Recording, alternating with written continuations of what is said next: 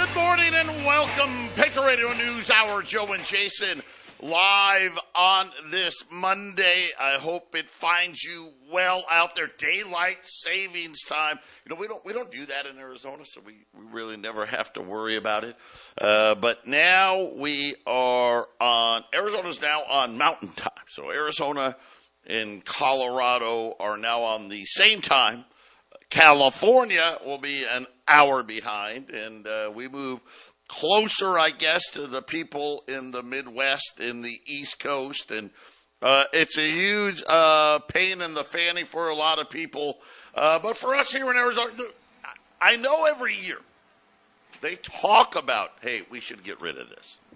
I think, and I don't know, I think the long and short story is they used to do it. I think it had to do with the harvest and getting the crops in the ground, getting the crops out of the ground, and, you know, we kind of don't do it that way anymore, so to speak. You know, we got machines and equipment to do that. It seems, I don't know, Jason, one of the many unnecessary things that we do. Probably some rich guy that has to drive towards the sunrise in the morning and wants the sun at a different spot during his commute or something. That's probably why we do it. I'm blind. The sun comes over. I'm blind. We just shifted in November, and now it's a lot better driving towards the east in the morning and west in the afternoon. That's what I think it is. It's got to be for some rich guy's comfort. That's the new reason. There you go. See, this is the new reason why you got to have daylight savings time, so the sun doesn't get you in the eyes while you're driving.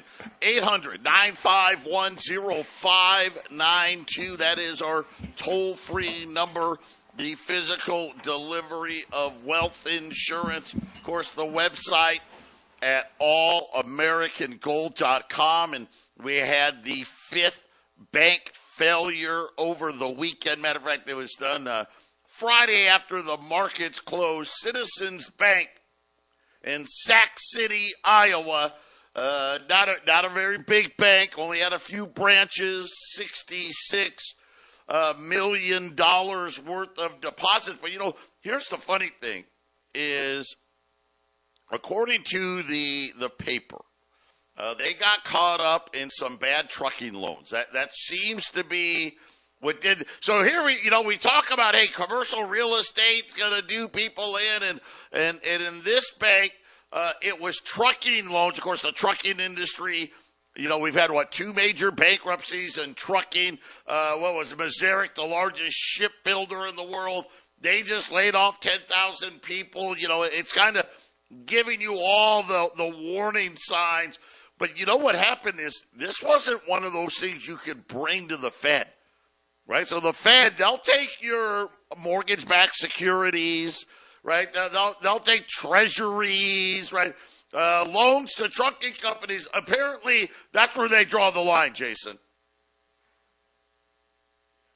Yeah, well, you know, they've been trying to get the job losses anyway, so, I mean, that's what they want. So, I mean, I think they'll take it however they can get it, Joe. We'll see. As like I said, it's always wait and see, right? We're just going to wait and see as it slowly gets worse. And then a lot of people, Joe, who don't listen to this show especially, they're just going to wake up one day. It's like, wait a minute. It'll be like when I didn't listen to this stuff years ago, and I was one of those guys they gave the stated income loan to, you know, and I wasn't supposed to. I was one of those people, I wasn't supposed to buy a house, but I was really thrifty with my money. And I didn't really, you know, the housing crash. I heard the news. I just kind of shrugged it off. I didn't know. I was ignorant. And I walked out of my house in 2010 one day. The houses on both sides and all three houses across the street were all empty. And I was like, oh, something's going on here. And that's when I started to wake up, Joe. Yeah, the neighborhood is changing and changing with no one in it. And again, this is a smaller bank, but this is where the vast majority of banks live. In the United States. You talk about when you get to banks, there's only 100 banks that even have $10 billion in assets. You know, that's it. When you talk about $100 billion, I mean, you don't even get to 35 banks that have that kind of money. Right. So when you think about, hey, we got about 4,000 banks or so, the vast majority of them are like this one. And again, I think we're going to see the wave here. These banks that just don't have any size are really going to struggle to stay in existence. Listen, banks closing branches left and right. We saw, what was it, Schwab with the big announcement, right? They laid off thousands of people. Citigroup, now their CEO was out on TV saying, we're going to swing the job axe, and we're going to swing it big. I don't know what that means, but we'll wait and see from there. But then articles, man, this is becoming a big trend. Banks just closing people's accounts seemingly out of nowhere. In the banking world, they call it exiting or de-risking. Now, here's the problem with this, and of course, don't look for anybody to help you here. When you opened up your bank account, and you know how they open up bank accounts now, right? Initial here, sign there. You got the little like credit card type machine in front of you, right? You got the little pencil that's not a pencil, and you're just hitting accept and initial, and you scribble an initial, sign here, right? Accept, hit OK. One of the things you're agreeing to, besides the fact that you're agreeing that you don't own the money, the biggest thing you're agreeing to is, hey, when I put my money in the bank owns it. Right? I'm letting them use my money. They can lend out my money. Well, the other thing you're agreeing to is the bank, at any time or any reason or no reason, can boot you out. We're going to talk about that next. 800-951-0592. Joe and Jason, Patriot Radio News Hour on this Monday. A quick look in at the markets. The Dow, it's pretty flat today. Obviously had a big week last week on bond yields collapsing because the economic data seemed to have turned. We'll get to that today, maybe tomorrow. But the Dow's up 30, the S&P's up 5, the Nasdaq's up 40, gold's down 8, silver's down 17 cents. The 10-year note is at 4.64, so starting to go back up again. Listen, there's liquidity problems in the Treasury market. Why did yields collapse so badly last week? Liquidity. Same reason why they were skyrocketing up until that. These are classic signs that the liquidity in the Treasury markets is not where it needs to be. This is not a good sign. Right? This is why record central bank gold buying. This is why everybody's trying to diversify away from dollars. As oil's up today, the dollar's down today. But again, if you're sitting there saying, you know what, I don't like how this is setting up. You know, Joe and Jason, they keep saying that we're, for 3 years we told you this was going to be the situation. The Dow's essentially right where it was, which means you're losing your backside, right, because of inflation. The markets, right, where is the next big move most likely? That's to the downside, right? We can go up and down, but I'm talking about the big move. Is it more likely? Right, the big move is Dow 40,000. Is it more likely the big move's Dow 25,000? And I think if you asked Wall Street people honestly, I think they would the vast majority of them would tell you, yeah, unfortunately, it's to the downside. But this is why you diversify. Check out why refi. I keep telling you. You got all this money in the bank. Then you really need to look at being diversified here. Check them out, investyrefy.com. That's the word invest, the letter Y, REFY.com. Or call them at 888-YREFI24. And as you guys know, you got to have $50,000 to invest at Y Refi. But we were talking about the article out of the New York Times this weekend. This is probably at least the third time we've talked about this in the last 90 days, right? Banks like to call it exiting or de-risking. When banks just close their customers' accounts, and then listen, this can be personal accounts, business accounts. If you have personal and business at the same bank, it can be all of those accounts.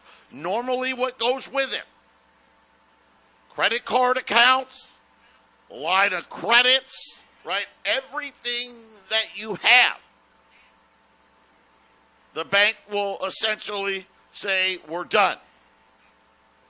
And and of course, as you know, right, that's not it's one thing. Can you go to another bank to open up an account? Maybe. Here's the problem. Once one bank does it to you, all the other banks are like, well, I don't know. Maybe I don't want to give you an account. What happened? Here's the problem. They don't even need to tell you why. Matter of fact, they don't tell you why. Most cases. Banks are required. And this is where things are getting really,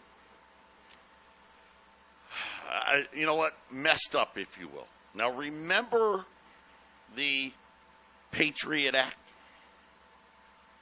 And in that act, there was a lot of banking stuff in there. One of them was, in order to cut off terrorist funding. Now, let me ask you. You think terrorist funding has been cut off? Do you? Right? Has Hamas been cut off? Right? Has Hezbollah been cut off? Has the Taliban been cut off? Has any of these people been cut off? No. Nope. But in that legislation, they started requiring banks to fill out suspicious activity reports. Did that help with Jeffrey Epstein? Nope, sure didn't.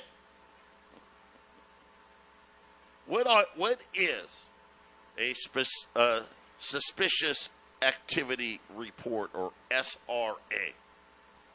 That is when the bank decides that a transaction or a behavior, it's kind of interesting, could violate the law, like unusually large cash transactions or wire transfer with banks, transfers with countries that I don't know who, I don't know if the bank or government, the high-risk countries, right? So, let's face it, you're sending money, I guess, back into Israel or Gaza or Syria. I'm assuming you're getting the suspicious activity report.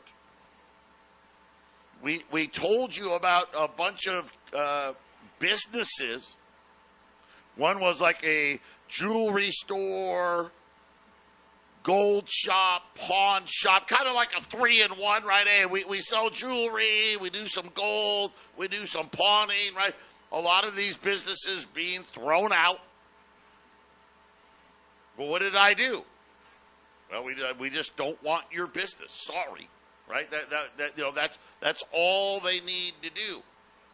But according to Reuters, Thomson Reuters, banks filed more than 1.8 million suspicious activity reports last year. Now, here's the thing. It started with the Patriot Act. It got enhanced with Dodd-Frank. Okay? Now, Dodd-Frank was 13 years ago? But here's what's interesting. The 1.8 million is a 50% increase in just the last 2 years, from 2 years ago, it's up 50%. Because, Jason, what we're not hearing about is they keep making up these little rules. There's no act of Congress. Right? Your congressman didn't do it. And this is the thing. People get really messed up by this because they think, well, I would have heard about it on Fox, or I would have heard about it on CNBC, and Congress would have had to vote on it. Nope. This usually falls under the SEC or the FDIC, maybe the Department of Treasury, and they just change rules. The figure, by the way, this year, as if we didn't know, is going to be well over 2 million suspicious activity reports. I mean, Jason, when you think about it, right, they're just identifying how many potential, right, ties to terrorist or fraud or, criminal activity that consumers here in the United States are really up to. Yeah, eventually a suspicious transaction is simply going to be the money going somewhere that they don't want it to go. The Fed, the federal government, a suspicious transaction will simply be, this is where money goes that we don't want it to go. And I've actually dealt with a small version of this when I was trying to order some InfoWars products. Remember, Joe, I talked about this, where I just wanted to order some supplements, and they put a hold on my card and canceled my transaction because it was a suspicious transaction. I was buying iodine and vitamin D. they froze the card temporarily, and I had to go through like a series of questions to tell them, yes, I actually did want to buy those things. And so, yeah, the suspicious transactions, Joe, that 2 million, that's a very paltry small number as to what it's going to be here as time goes on, Joe. It's going to be 20 million and 200 million transactions pretty quickly, Joe. Yes, the New York Times said that they were flooded with hundreds of complaints from readers about what's going on in these banks. Now, the banks are saying, hey, it's not our fault. Don't be mad at us. Right? We act in accordance with our compliance program, consistent with our regulatory obligation. We know that it can be frustrating to clients, but we must follow these obligations. See, right? We have to, Jason. They have to, yeah. The rule makers have cast down the rules, and it's time for the banks and the financiers to comply. Right? It's time to comply, and since we have to comply, the account holders, you have to comply. You have no choice, and unless you find another way around it, Joe, and you put your money somewhere else. Yeah, this is the thing. In this article, they were talking about how lack of trust in banks is becoming a huge problem, and that what they call it the super prime customer. So this is, hey, this is a big hitter. Right? Our big hitters, they're telling us that one of the biggest reason where they put their money is trust in these institutions. And Jason, we bring this up because you never know what it's going to do. A lot of people, we talk about these suspicious activity reports. People ask me all the time, I want to buy gold, but I don't want the government to know about it. Right? I think a lot of people out there are like nodding in their head, yep.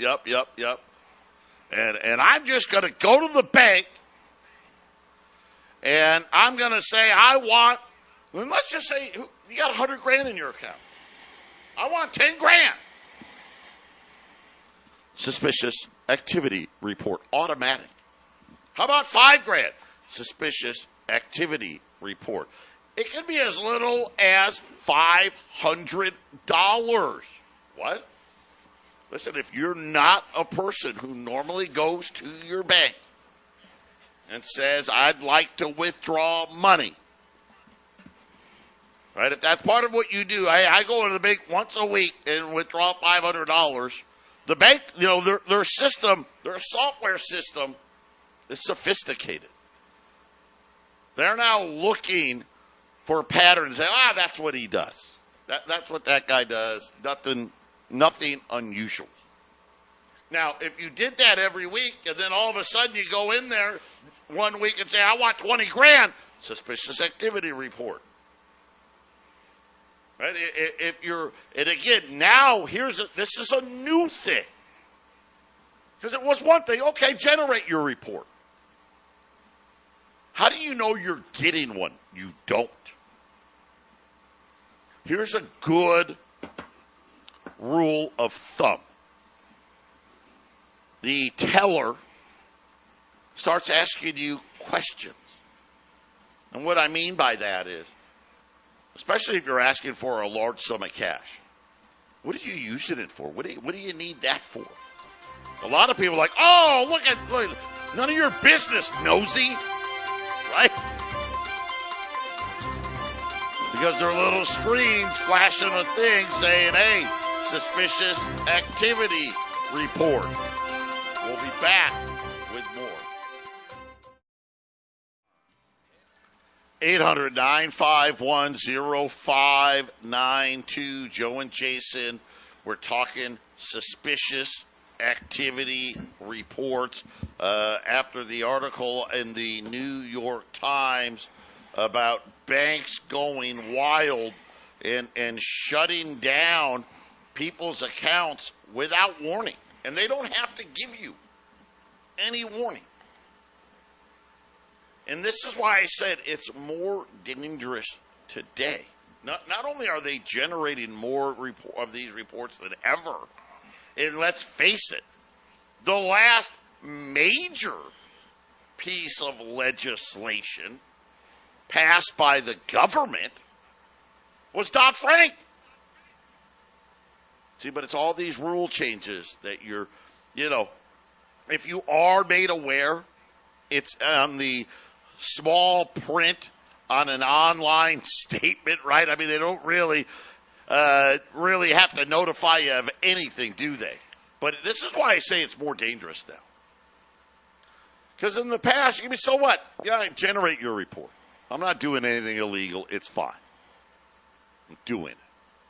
And I'll be snotty, and I'll give you, I'll tell you I'm buying a car or I'm buying tractor parts, whatever you want to tell them. None of your business. Right? Sometimes if you're older, they'll ask you, are you under duress? Is somebody forcing you to do this? And these will be questions that they ask. That means a suspicious activity report is generated. But now, Jason, they're starting to use these reports against their own customers. And it could be something as simple as, oh, wait a minute, you deposited a check, I don't know, from a cannabis company. And we don't like that. Right? Yep, nope. Who knows? Right? The guy could be trying to squirt, not play by the rules when it comes to cannabis. We're closing your account. It could be something where the bank decides, you know what? You got 5 of these in the last 6 months, or 3 of these in the last 6 months. I don't know. I don't know the number. We're closing your accounts.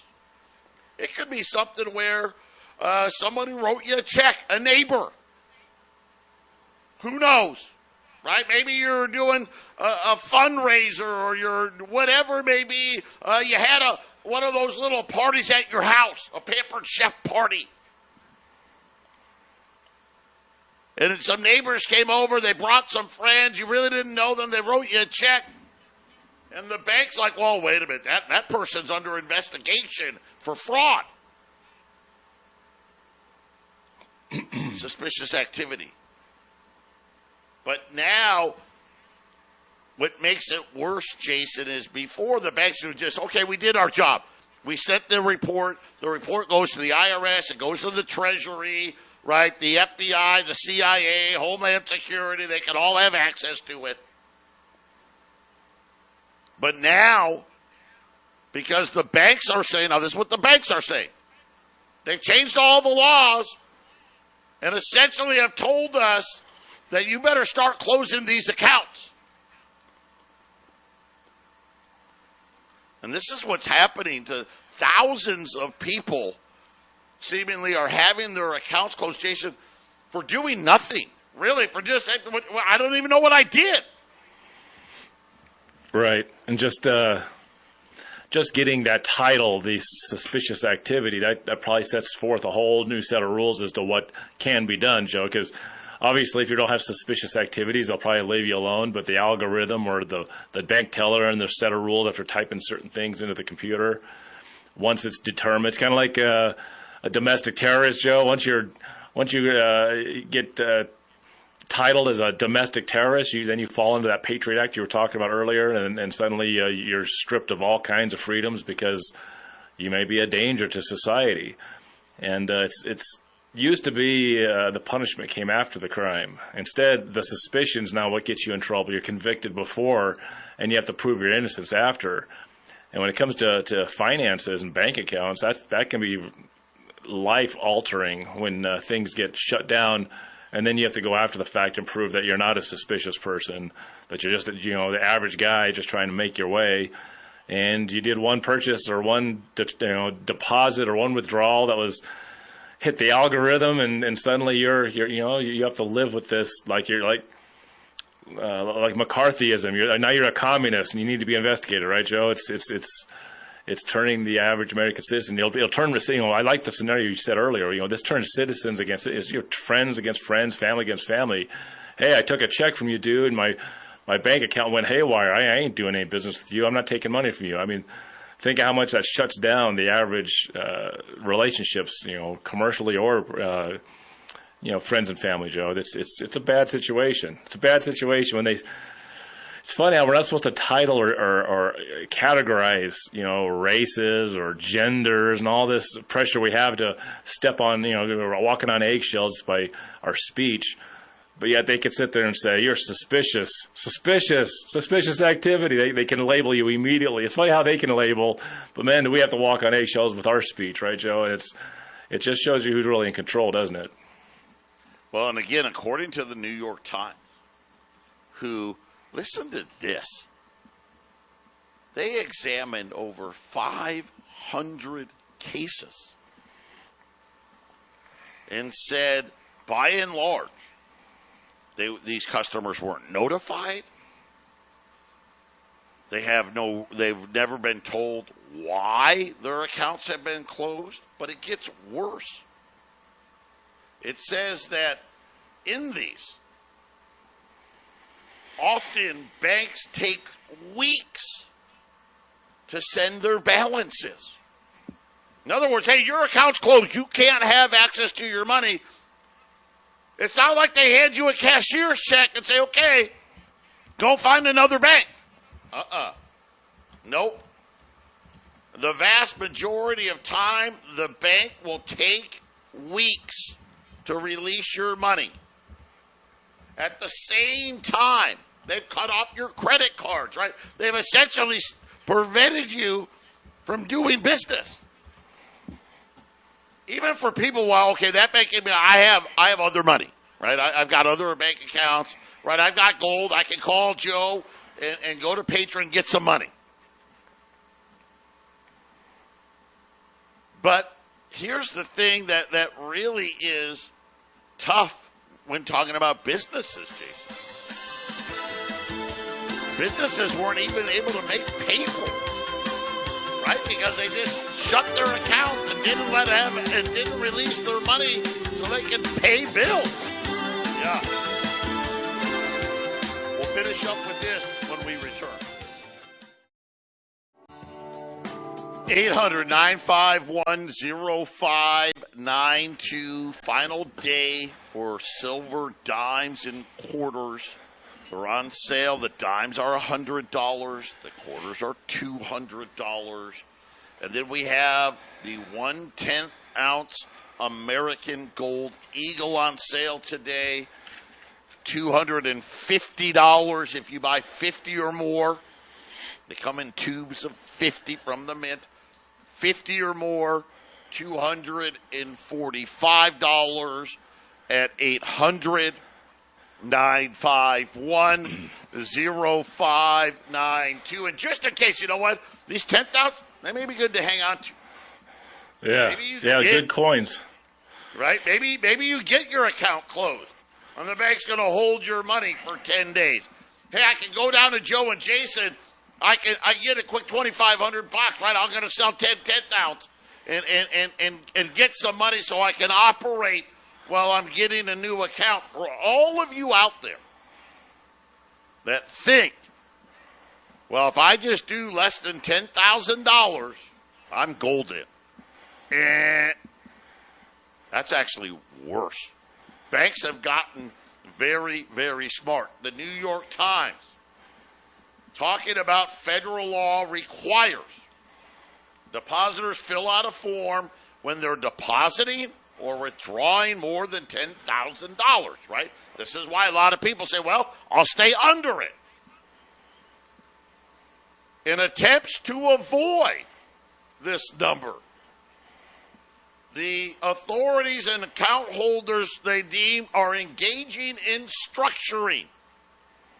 In other words, every time this guy comes in and withdraws cash, he's withdrawing $9,900 or $9,000. He's always below the $10,000. According to J.P. Morgan, this is now the number one reason why they are closing people's accounts is they believe that people are structuring to stay under the $10,000, Jason. Yeah. If you do regular cash withdrawals or even cash deposits of a certain level, just under 10,000, they won't like that unless it's something you've been doing for a long, long time, right, Joe? So it's listen. According to J.P. Morgan, now, if you've been doing this for a long time, you're a bar, whatever, you're some a retail outlet. I'm going to tell you right now, I'd go into your bank and have a long conversation and say, okay, and I'll just tell you for me, my bank, and this was going back years ago, first they told us, hey, keep it under 10 grand. Okay. It's a pain in the butt, but okay. Then the bank called me. Said, I got a call. Got a call from from our bank security. And now I almost never do under 10,000 ever. He's like, dude, just be over all the time. Okay. I was only under because you told me to. Right? And again, there's no rhyme or reason. Listen to what the banks say. We must know our customers and monitor the transactions. So what they're saying is, hey, here's why we don't like cash. We may know you. We don't know the person who gave it to you. We don't like that. Right? We don't like that. We must follow through all transactions at our bank. This includes instances where we see a pattern of cash deposits or withdrawals that are below the federal currency reporting thresholds. So, Jason, there you have it, right? These banks, they've gotten smart. Well, I mean, smart, or they're just getting greedy, or they're getting worried. Any number of things, right? They got to protect themselves, Joe, and in this climate that they're in. And they're rule followers, Joe. They're rule followers. They do exactly what they're told. I mean, I wish we had banks out there, Joe, that sort of stood up and just sort of did it their way, right? There used to be a long time ago, way before this program today, there would be a few banks out there that kind of did it their own way. They were still in the monetary system. They still had to borrow and pay back loans in the same system. But those banks, I don't even know if any of those even exist anymore, Joe. Everything's so tightly regulated and controlled. And we know what the goal is. The goal is complete control over all transactions, which will be a digital currency. Yep. And I don't know how long it'll be. Sometimes I think it's right around the corner. Sometimes I think it's going to be a few years. But it's going to happen. And if they don't take it all at once, they're going to take it a little bit at a time until it's all gone. So you might as well be ready for it now and be behaving in a way that's beneficial now, Joe. So how about this? There's a guy in Stephen Furker. Bought a house in New York. Wanted to remodel. The contractor said, hey, pay me in cash. One was $7,000. The other, $12,000. Now get this. He also got a credit card from Citi, 12-month, 0% interest, and he bought things for the remodel of the kitchen. Hey, I bought a refrigerator, bought a stove. You would think the bank could put this together. He goes, the bank called him and asked him why he made these what they call repeated cash withdrawals. And he goes, I assumed they were just making sure somebody wasn't stealing my money. He goes, I was actually glad they called. I never gave it two thoughts until Citigroup threw them out. Jason said, nope, we don't like that. Yes, $7,000 and $12,000. You didn't see all the kitchen appliances I bought I'm remodeling my kitchen. Hello? No, that's not good. You're probably doing something else. I mean, come on. 800-951-0592. Final segment coming up. 800-951-0592. Silver dimes. 50 silver dimes for $100. 40 silver quarters for $200, and the 10th ounce American Gold Eagle 1 through 49, $250, 10 or more, $245 at 800-951-0592. Also, a criminal record is another cause. A guy, Nick Seidel of Chicago, has been thrown out of banks 3 times.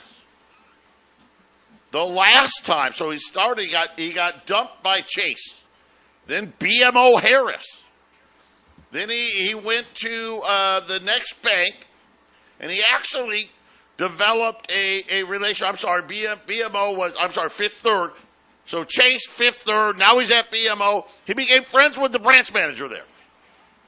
Told them about, hey, gosh, these banks keep kicking me out. And the bank manager assured him, because the guy said, listen, I don't know, they won't tell me, but I got arrested in 2011 for stealing a car. And I used a counterfeit $20 bill. And the bank manager was like, dude, it's fine. And plenty of times passed. You shouldn't have to worry. 18 months later, he got a letter saying that he was no longer banking at their bank. When he brought it into the manager said, I'm not supposed to tell you this. He turned his computer monitor around so he could see it, and what came up? His mug shot from 10 years ago as the reason. So again, Jason, it just seems like there's a huge disconnect between what the banks are saying they're trying to do and what they're really doing, which is, hey, listen, we just don't like these types of transactions. We want to know where everything, all the money's going, and if we don't know, we'll find any reason to kick you out. That's right, Joe. And in the future, it's going to be smaller and smaller reasons why they'll do such a thing. they'll test it on a few guys here and a few guys there. And then a full rollout, Joe, because this is always just the beginning of such behavior. When the full rollout happens, you'll have people acting just like COVID. Hey, I got to wear a mask around everybody. I don't want to be the bad guy. I don't want to wear these things, but I got to do it because I don't want to be the bad guy in the room, right, Joe? So people will start behaving really wildly when it comes to moving their money left or right or up or down. And this is why it's the most comfortable, as I've said before, the most relaxed and comfortable people I've ever met have been the gold silver buyers of Patriot Trading Group. They come in, they buy a little bit, they're moving slower than everybody else. They're relaxed because when you have money saved up, and especially when you have protected money saved up, there's always something to worry about, but there's a whole lot less to worry about if you got the financial thing. I remember watching Forrest Gump, the movie. And Lieutenant Dan, right? He takes care of Forrest Gump's investments, his money. He's like, well, Lieutenant Dan got me invested in some fruit company, and then he told me I didn't have to worry about money anymore. And I was like, well, one less thing. Of course, Lieutenant Dan got him involved in Apple stock. Gold and silver, once you've saved enough money to make sure you can pay for those daily needs, Joe, it just makes you relax, makes you feel comfortable, right? Got it. 800-951-0592. Jason and I, we're coming right back with the half-empty cup.